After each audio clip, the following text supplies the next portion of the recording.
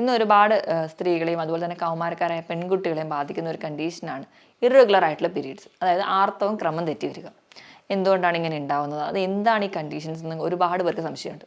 Normally നമ്മൾ generalise ചെയ്ത് പറയുന്നത് പോളിസിസ്റ്റിക് ഒവേറിയൻ ഡിസീസ് എന്നാണ്. ഇന്ന് ഈ വീഡിയോയിലൂടെ എന്താണ് PCOD, നമുക്ക് എങ്ങനെ മാനേജ് ചെയ്യാം, എങ്ങനെ ഡയറ്റ് കൺട്രോൾ ചെയ്യണം എന്നൊക്കെ ഡീറ്റെയിൽ ആയിട്ട് നോക്കാം.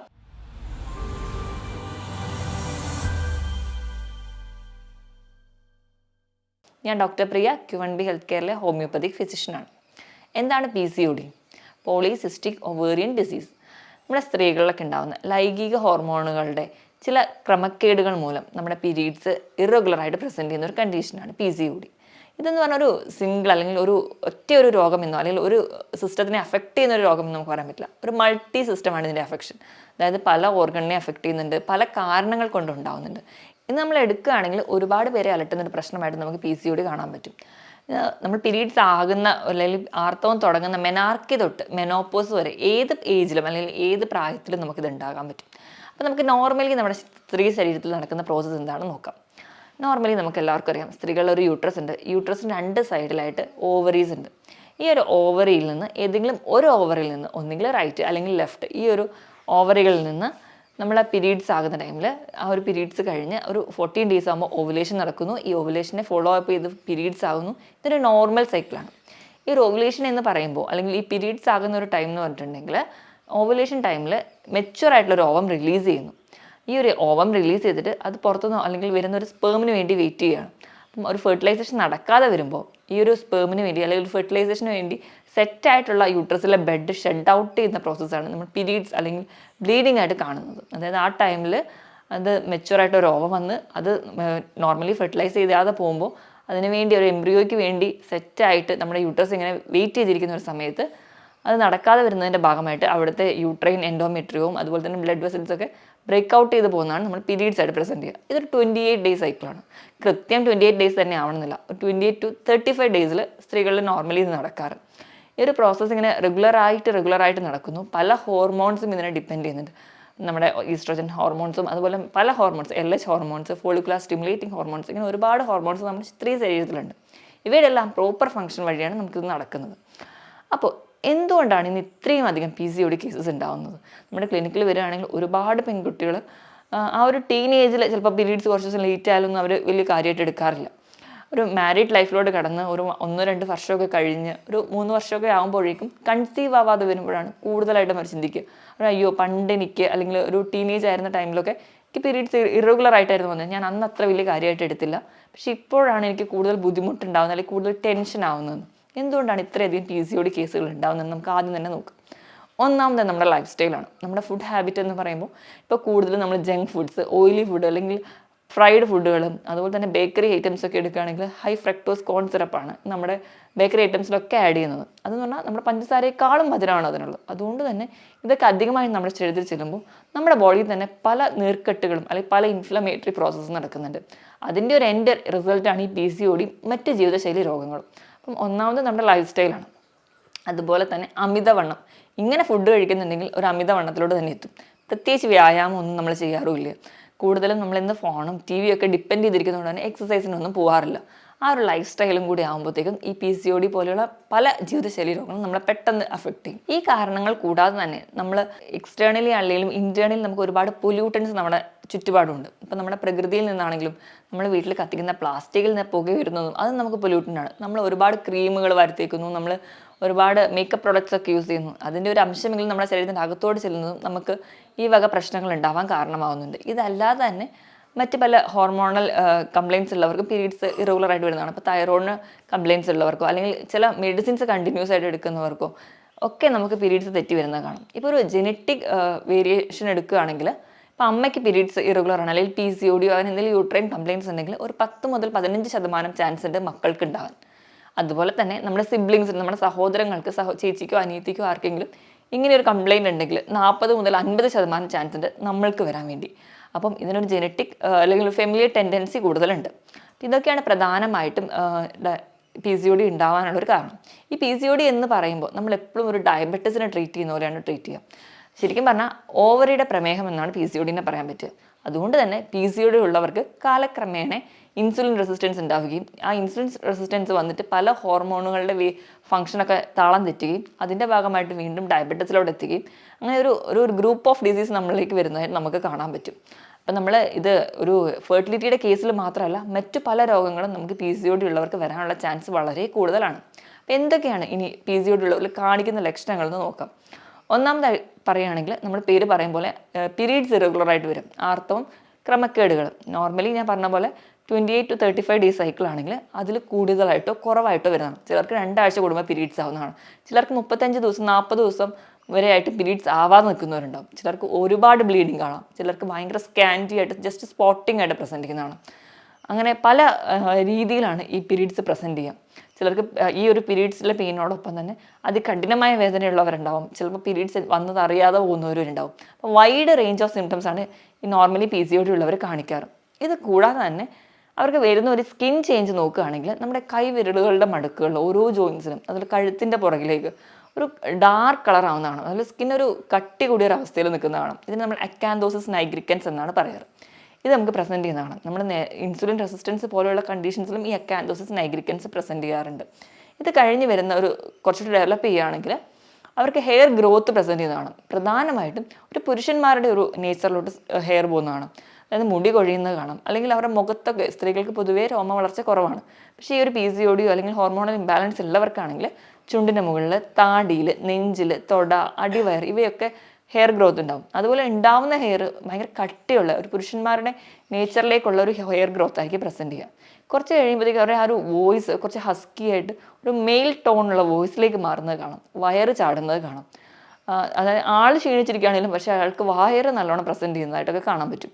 ഇതൊക്കെയാണ് നോർമലി നമുക്ക് ചുറ്റുപാടിലും ഒരു PCOD ആയിട്ടുള്ള ഒരാളെ തിരിച്ചറിയാൻ പറ്റും. ഈ പറഞ്ഞ ലക്ഷണങ്ങളൊക്കെ ഉണ്ട്. അതോടൊപ്പം തന്നെ അമിതവണ്ണം ഉണ്ടെങ്കിൽ PCODക്ക് പെട്ടെന്ന് തന്നെ ഒരു പ്രോബബിലിറ്റിയാണ് PCOD വരാനുള്ളത്. എന്നോർത്ത് അമിതവണ്ണമുള്ളവർക്ക് മാത്രമല്ല PCOD ഉണ്ടാവാറ്. ലീൻ PCOS എന്ന് പറഞ്ഞ ഒരു കൂട്ടം ആൾക്കാരുണ്ട്.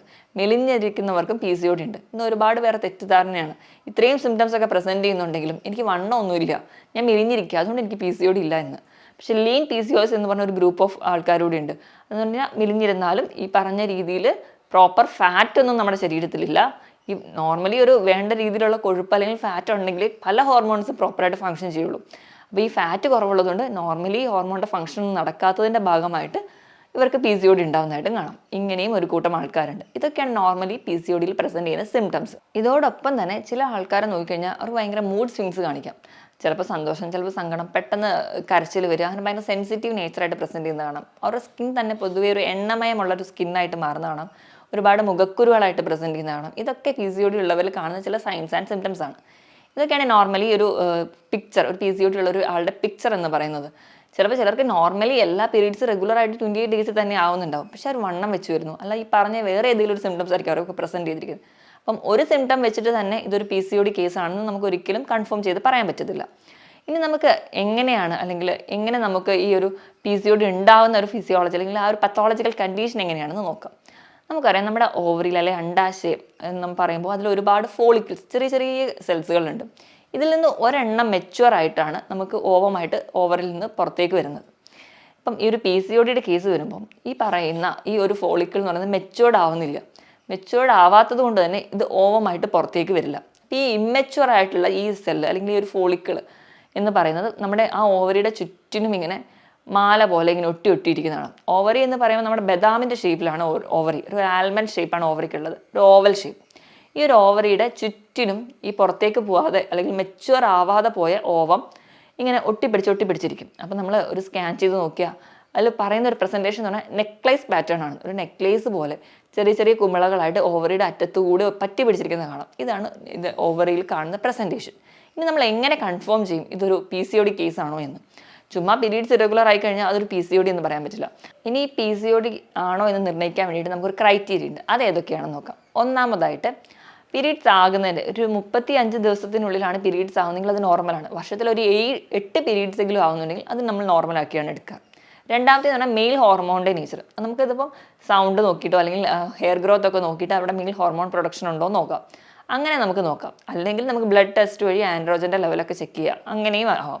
അപ്പം മെയിൽ ഹോർമോൺസ് കൂടുതലായിട്ട് നിൽക്കുകയാണെങ്കിൽ, അതുപോലെ തന്നെ പീരീഡ്സ് ഒരു 8 പീരീഡ്സ് പോലും ഒരു വർഷം ആകുന്നില്ല. അതോടൊപ്പം തന്നെ മൂന്നാമത്തെ ക്രൈറ്റീരിയ ആണ് സ്കാൻ ചെയ്യുമ്പോൾ ഒരുപാട് ഫോളിക്കിൾസ് അല്ലെങ്കിൽ ഒരുപാട് സിസ്റ്റുകൾ കാണും. അതായത് അതോടൊപ്പം തന്നെ ഓവറിയുടെ സൈസ് എന്ന് പറയുന്നത് ഒരു 10 ക്യൂബിക് സെൻറ്റിമീറ്ററിലും കൂടുതലായിട്ട് നിൽക്കുകയാണെങ്കിൽ നമ്മൾ ഈ PCOD എന്ന് പറയും. ഞാൻ ഈ പറഞ്ഞ 3 ക്രൈറ്റീരിയയിൽ ഏതെങ്കിലും 2 ഉണ്ടെങ്കിൽ നമ്മൾ ആ കേസിനെ PCOD ആയിട്ടാണ് പ്രസൻറ്റ് ചെയ്യുക. എങ്കിൽ മാത്രമേ നമ്മൾ ചുമ്മാ ഒരു പീരീഡ്സ് ഇറഗുലർ ആകുമ്പോഴേക്ക് തന്നെ നമ്മളത് പീരീഡ്സ് തെറ്റിയല്ലോ അതൊരു PCOD ആണ് എന്ന് ഡയഗ്നോസ് ചെയ്യാൻ പാടില്ല. ഈ 3 ക്രൈറ്റീരിയയിൽ ഏതെങ്കിലും 2 ഫോളോ ചെയ്യുമ്പോൾ മാത്രമേ നമ്മൾ അതിനെ PCOD ആയിട്ട് ട്രീറ്റ് ചെയ്യാവുള്ളൂ. ഇനിയിപ്പോൾ PCOD ആണ് എന്ന് അറിഞ്ഞു കഴിഞ്ഞാൽ ഞാൻ ഈ പറഞ്ഞ രീതിയിലൊക്കെ ഉള്ള ടെസ്റ്റുകളൊക്കെ ചെയ്യണം. അതുപോലെ തന്നെ തൈറോയ്ഡ് ഫംഗ്ഷൻ ടെസ്റ്റും കൂടെ ചെയ്യേണ്ടതാണ്. ഇതൊക്കെ നോർമൽ ആണെങ്കിൽ തന്നെ നമുക്കൊരു പരിധി വരെ നമ്മുടെ ഡയറ്റും കൃത്യമായൊരു മെഡിസിൻസ് കൂടി ഉണ്ടെങ്കിൽ നമുക്ക് നല്ലപോലെ ട്രീറ്റ് ചെയ്യാൻ പറ്റുന്ന ഒരു കേസാണ് PCOD. ഇപ്പം എല്ലാ സിസ്റ്റം ഓഫ് മെഡിസിൻസും ഇപ്പോൾ ഹോമിയോപ്പതി ആയാലും എല്ലാത്തിലും നമുക്ക് PCODക്കുള്ള ട്രീറ്റ്മെൻറ്റ് ലഭ്യമാണ്. അപ്പോൾ നമ്മൾ അതിനോടൊപ്പം തന്നെ ഡയറ്റ് കൂടി എടുത്താൽ മാത്രമേ കംപ്ലീറ്റ് ആയിട്ടുള്ള റിസൾട്ട് കിട്ടുള്ളൂ. അപ്പോൾ ഡയറ്റ് എടുക്കുമ്പോൾ നമ്മളൊരു ഡയബറ്റിക് പേഷ്യൻസിനെ എങ്ങനെ ട്രീറ്റ് ചെയ്യുന്നു അതുപോലെ തന്നെ വേണം PCOD പേഷ്യൻസിനെ ട്രീറ്റ് ചെയ്യാൻ വേണ്ടി. അതായത് നമ്മൾ കഴിക്കുന്ന ഭക്ഷണത്തിൽ മധുരവും അതുപോലെ തന്നെ അമിതമായിട്ടുള്ള കൊഴുപ്പ്, അന്നജത്തിൻ്റെ അളവ് ഇതൊക്കെ കംപ്ലീറ്റ്ലി അവോയ്ഡ് ചെയ്യുക. നമ്മളെപ്പോഴും അതിന് പകരം നമ്മൾ പ്രിഫർ ചെയ്യുന്ന ഒരു ഡയറ്റ് പ്ലാൻ തന്നെ നോക്കുകയാണെങ്കിൽ രാവിലെ എണീറ്റ് ചായയോ കാപ്പിയോ കുടിക്കുന്ന ശീലമുള്ളവരാണെങ്കിൽ നിങ്ങൾ മാക്സിമം പാൽ ഒഴിവാക്കുക. പാലിൽ തന്നെ നിങ്ങൾ കഴിക്കാൻ വരുന്ന പാലുൽപ്പന്നം എന്ന് പറഞ്ഞാൽ പനീർ അല്ലെങ്കിൽ ചീസ് റെയറായിട്ട് കഴിക്കാം, നെയ്യ് ഉപയോഗിക്കാം. ബാക്കി പാലിൻ്റെ പ്രൊഡക്റ്റ്സ് എല്ലാം കംപ്ലീറ്റ്ലി അവോയ്ഡ് ചെയ്യണം. അതാണ് ബേസിക് ആയിട്ട് വേണ്ടത്. അതുകൊണ്ട് രാവിലെ എണീക്കുമ്പോൾ ചായ കാപ്പി അല്ലെങ്കിൽ ആ ഒരു ശീലമുള്ളവരാണെങ്കിൽ കംപ്ലീറ്റ്ലി അത് നിർത്തുക. പകരം നിങ്ങൾക്ക് രാവിലെ എണീക്കുമ്പോൾ ജീരക വെള്ളം കുടിക്കാം, അല്ലെങ്കിൽ കറുകപ്പട്ട ഇട്ട് ഒരു കഷ്ണം ചെറിയ കറുകപ്പട്ട ഇട്ട് അതിട്ട് തിളപ്പിച്ച വെള്ളം കുടിക്കാം, ഉലുവ ഇത്തിരി ഇട്ടിട്ട് അതിട്ട് തിളപ്പിച്ച വെള്ളം കുടിക്കാം. അങ്ങനെ മാറി മാറി കുടിക്കാം. രാവിലെ ഗ്രീൻ ടീ കുടിക്കാം. ഇതൊക്കെ നിങ്ങൾക്ക് സജസ്റ്റ് ചെയ്യാവുന്നതാണ്. ഇപ്പോൾ ബ്രേക്ക്ഫാസ്റ്റിനോട് വരുമ്പോൾ അവിടെയും കാർബോഹൈഡ്രേറ്റ് കുറയ്ക്കുക. ഒരു ദോശ അല്ലെങ്കിൽ 2 ഇഡ്ഡലി എടുക്കുകയാണെങ്കിൽ സാമ്പാർ കൂടുതലായിട്ട് കഴിക്കുക. അപ്പം അവിടെ പ്രോട്ടീൻ എത്തുന്നു. ഇപ്പം പുട്ട്, കടല അതൊക്കെ ആണെങ്കിൽ പുട്ട് ഒരു ചെറിയ കഷ്ണം എടുക്കുക, അതിനും കൂടി വേണ്ടിയിട്ട് കടല കൂടുതലായിട്ട് കഴിക്കുക. അപ്പം പ്രോട്ടീൻ കൂടുതലായിട്ട് കഴിക്കുക, അവിടെ കാർബോഹൈഡ്രേറ്റ്സ് കുറയ്ക്കുക. ഈ ഒരു ഫോമിലേക്ക് മാറ്റുക. മുട്ട കഴിക്കാവുന്നതാണ്. അതുപോലെ തന്നെ ബാക്കിയുള്ള പ്രോട്ടീൻസ്, വെജിറ്റബിൾ പ്രോട്ടീൻസ് ഒക്കെ നിങ്ങൾക്ക് കഴിക്കാം. ലീൻ പ്രോട്ടീൻസ് കഴിക്കാം. അതുപോലെ തന്നെ നോൺ വെജ് പ്രോട്ടീൻസുകളും സ്ഥിരമായിട്ട് നിങ്ങൾക്ക് കഴിക്കാം. നിങ്ങൾ മെയിൻലി ഒഴിവാക്കേണ്ടത് എന്ന് പറയുമ്പോൾ ഞാൻ പറഞ്ഞ പോലെ ഈ ഡയറ്റിലൊക്കെ കാർബോഹൈഡ്രേറ്റ്സ് ഒഴിവാക്കുക. അതുപോലെ തന്നെ ആഡഡ് ഷുഗറും സ്വീറ്റ്നേഴ്സും അതുപോലെ തന്നെ ഫാസ്റ്റ് ഫുഡുകളും കംപ്ലീറ്റ് ആയിട്ട് ഒഴിവാക്കുക. ഇനി ഉച്ചയ്ക്ക് വരുന്ന കേസിലാണെങ്കിലും ചോറ് കഴിക്കുന്നവരാണ് ശീലമെങ്കിൽ ഒരു പിടി ചോറ് നിങ്ങൾക്ക് കഴിക്കാം. കഴിക്കുമ്പോൾ എപ്പോഴും കുത്തരി വേണ്ടി പ്രിഫർ ചെയ്യാൻ വേണ്ടി ശ്രദ്ധിക്കുക. വെള്ള അരി കംപ്ലീറ്റ്ലി മാറ്റുക.